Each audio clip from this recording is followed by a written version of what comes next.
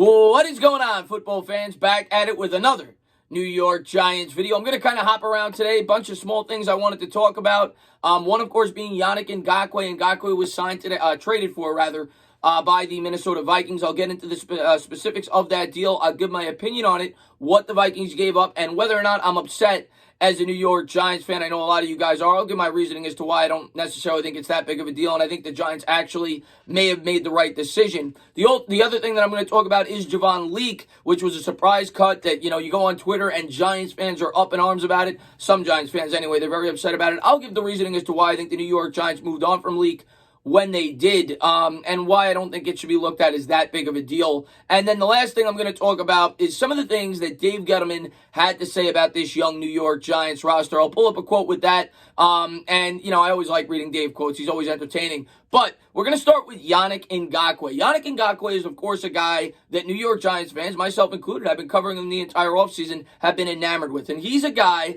that a lot of Giants fans wanted the New York Giants to go out there and acquire, whether it was via free agency or whether it was via trade after he was franchise tagged by the Jacksonville Jaguars. He's also a guy that I've said all along, and pretty much anybody that has followed this has said all along, that he is going to be traded sooner than later by the Jacksonville Jaguars.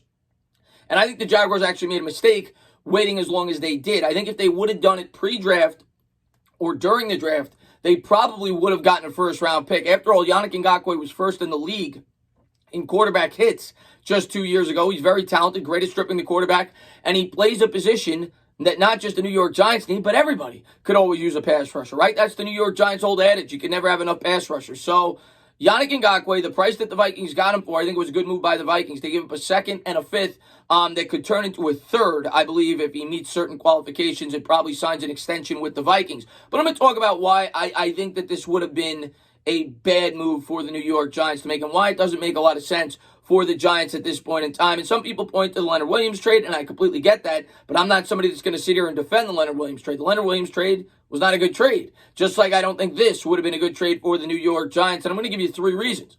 The first reason being the New York Giants right now are not a win-now football team. The New York Giants are not in a place to be giving away draft assets and to be giving up a second-round pick, which probably will be at best a mid-second-round pick by year's end. You're talking 40 to 45 at best. Could be in the the low 30s for Yannick Ngakoue, and a potential fit that could be a third. I just don't think it would have been in the team's best interest. The other thing that I want to bring up about Yannick Ngakoue, this is a team that's trying to instill culture and trying to get guys that want to be taught and guys that want to play.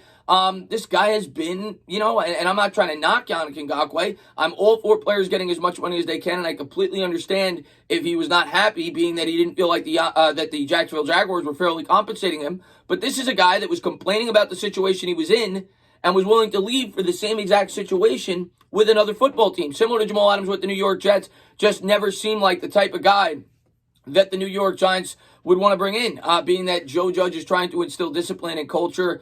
It just never made sense to me. And, the New York Giants are just not a win-now football team. So that's the other reason. We're not going to win a Super Bowl this year. I'd rather wait, look to acquire somebody in, free agency next year at the edge rusher position if we see fit. Shaquille Barrett. There's a number of guys that could potentially hit the open market, and that would be the route I would take. I kind of attribute it to the Carmelo Anthony trade. The New York Knicks were not in a position to win a championship when they made the trade for Carmelo. It, of course, made them a better basketball team, and basketball is more of an individualistic sport, so, of course, he had more of an impact than Yannick Ngakoue would have with the New York Giants. But because the Knicks made that trade, it set them back a number of years. I talk about it all the time with Knicks fans. They traded away Wilson Chandler. So many assets, right? I know not everyone on here is going to watch basketball, but it's a very similar situation. The Giants are just not in a position to make a trade like that. They're not a win-now football team. So I completely get that. As far as Javon Leake goes, I've seen people up in arms on Twitter about the Javon Leake situation, and they're saying, how could the New York Giants cut this guy? He looked great. He had that 20-yard run. We've heard great things, and he's a guy that I and many Giants fans were rooting for. But he's not a guy I'm going to get bent out of shape about, because I'm going to tell you why. Javon Leake was an undrafted free agent for a reason, right? He's definitely got a lot of talent, and I hope he catches on somewhere else. He averaged 8 yards a carry well at Maryland and seemed as if he could contribute in the special teams department, which is what I thought all along was probably his best chance to make this team. Last year, the New York Giants only carried 4 running backs, fullback included, with Eli Penny. This year, it seems as if they're probably going to do the same thing, and they were probably impressed enough with Wayne Gallman. You saw the 43-yard touchdown. He caught a touchdown as well, and he was decent for the Giants when getting the opportunity outside of the fumbling woes last year, that they said, we're only going to go with 4 running backs. He's not going to make this team, and we need help in the secondary right now, which is the main reason why they made the cut when they did. They probably looked around the roster and looked at other positions as being still up for interpretation and as to how many guys they're going to go with, who's going to make the roster, whether it be the tight end, the edge rusher, the cornerback, whatever.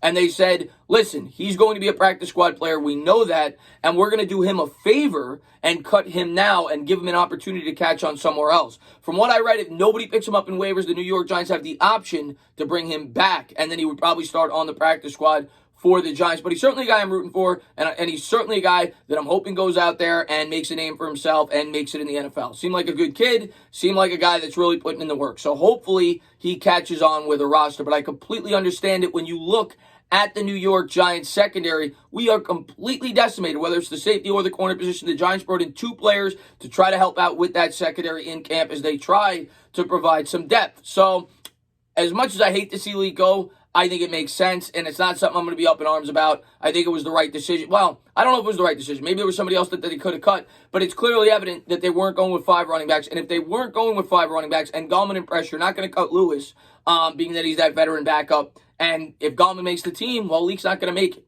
if you're only going with 4 running backs. So I actually think that they did Leake a favor. The other thing I wanted to jump into was Dave Gettleman and some of the things that he had to say about the future of the New York Giants roster. So let's jump right into the quotes.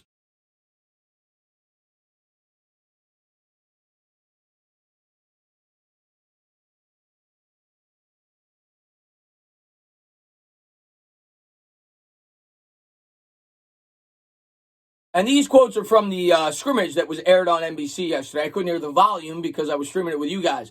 But he went on to say, we're putting a very competitive NFL team on the field. You can be assured of that. Joe Judge and his coaching staff will get every ounce of this group. Gettleman said during an NBC special, better days are ahead. So, I mean, what do you expect Gettleman to say? He's going to be positive, but I agree with that. I actually think they're going to be competitive this year. I don't think they're going to go out there and get embarrassed. I still have us for a 5, 6, 7 win team, but I do think we'll go out there, we'll compete, and we'll fight for our coach, and we'll start to establish a culture and improve. So I agree with that, but like I said, read it for what you will. Gettleman's not going to say anything negative about the team that he's put together. Then he went on to say, it's obviously been a very odd time. The spring and training camp. Joe is a great communicator to begin with, and he's really in tune with these guys and what's going on, Gettleman said. He's done a really terrific job connecting with them despite all the obstacles. And everything that we've heard, that seems to be the case. And that's all that we could read off of, and we'll be able to judge once he's on the field. But he does seem to be a good communicator. He does seem to be a guy that's very thorough and well thought out. Then he goes on to talk about the roster in further detail. Hopefully the puppies are growing up and are going to have a little bit more bark this year, Gettleman said. It's really funny. Back in the day when Bill Walsh wrote the book, The Winning Edge, he had a 2-year rule for players. Well, now, because of the way the college game is so much different than ours, we have a 3-year rule. And these guys are growing up. So we're excited about them. And that's a good point he brings up. Yeah, obviously the college game, everybody's got different schemes nowadays, and they're coming out earlier than they used to. Most guys come out in their junior season. So that makes sense that it may take 1 more year to develop. Then he goes on to talk about Lorenzo Carter and Oshane Ximines. Lorenzo Carter is getting better. The X-Man is getting better. Dexter Lawrence is getting better. They're all improving. A pass rush is really a group effort. So with Marcus Golden added back, we're confident talking about the New York Giants pass rush. And to be honest, I expect those guys to improve. I don't think they're a finished product, and I personally am not overly confident. I think it could be one of the weaknesses of the roster, but I do think it is a vital piece this year in terms of, analyzing their development and whether or not they could be future pieces for this New York Giants football team. Lorenzo Carter's a guy I've talked about. Some Giants fans still seem to be down on him. More Giants fans seem to be on board with Oshane Ximines.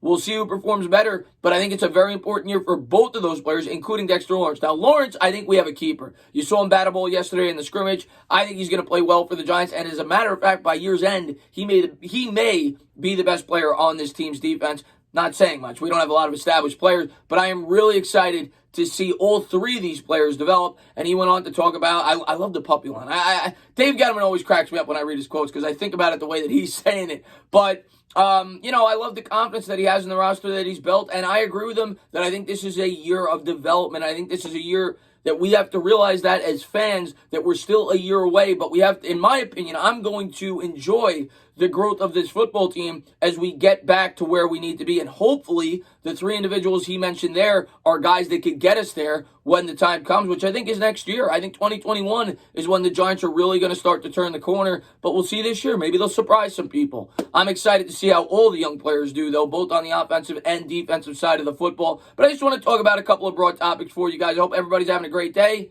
And as always, if you liked what you watched, please subscribe. Drop a comment. Maybe give me a little thumbs up. Cheers.